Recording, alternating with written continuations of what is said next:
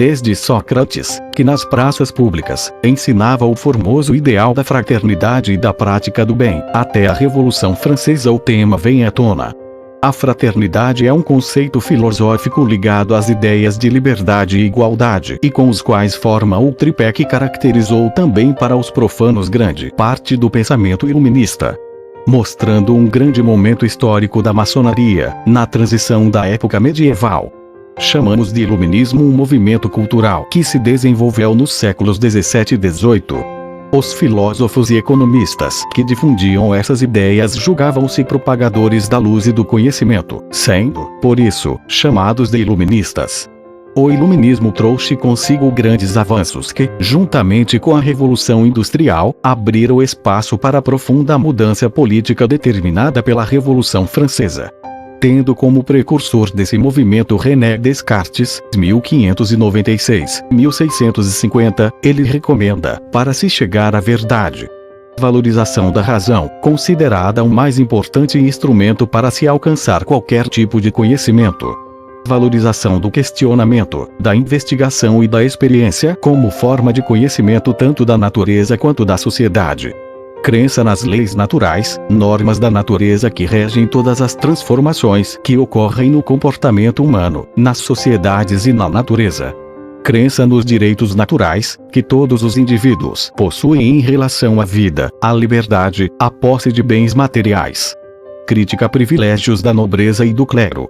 Defesa da liberdade política e econômica e da igualdade de todos perante a lei. Isaac Newton, 1642-1727, elaborou um novo modelo para explicar o universo, lei da gravidade, que explicava desde um movimento de planetas longínquos até a simples queda de uma fruta.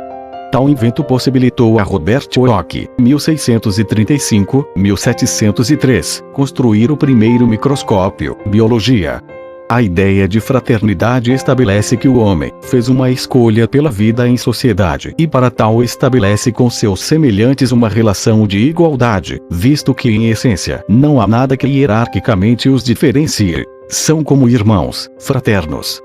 De uma certa forma, a fraternidade não é independente da liberdade e da igualdade, pois para que cada um efetivamente se manifeste é preciso que as demais sejam válidas. A fraternidade é expressa no primeiro artigo da Declaração Universal dos Direitos do Homem, quando ela afirma que todos os homens nascem livres e iguais em dignidade e direitos. São dotados de razão e de consciência e devem agir uns para com os outros em espírito de fraternidade. A palavra é eventualmente confundida com a expressão caridade e solidariedade, embora elas tenham significados radicalmente diferentes.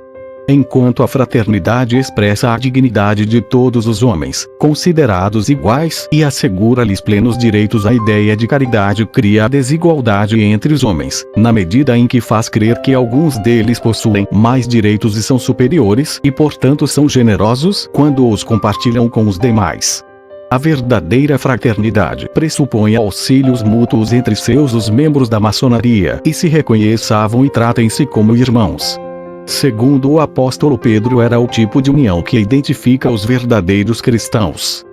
1 Pedro 2:17 Tratai todos com honra, amai os irmãos, temei a Deus, honrai o rei. Necessário torna-se desenvolver no homem o sentimento de fraternidade. Este é o objetivo fundamental não só do grau de aprendiz, mas acredito que da maçonaria. Ela não prega apenas por meio de palavras. Deve exigir que os seus membros pratiquem fraternidade, e empenhar-se para que irmãos não sejam inimigos.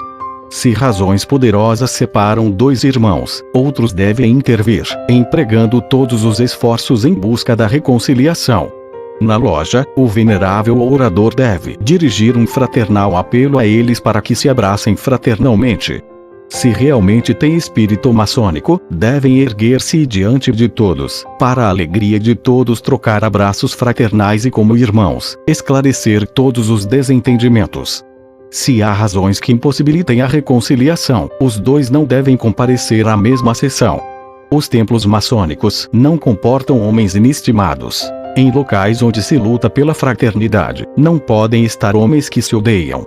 Fatos históricos. Na Batalha de Detingeon em 1743, um soldado francês teve o seu cavalo ferido. O animal tombou, caindo sobre o soldado. Um soldado inglês lançou-se contra ele, que rapidamente fez um sinal maçônico. O soldado inglês salvou-lhe a vida, limitando-se a levá-lo prisioneiro.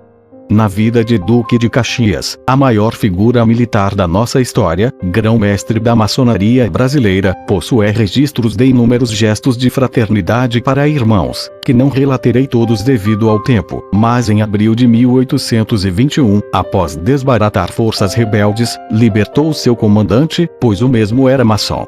Quero terminar com uma pergunta: qual foi seu último gesto fraterno para um irmão? Não pergunte o que seu irmão pode fazer por você e sim o que você pode fazer pelo seu irmão. Parafraseando John Kennedy.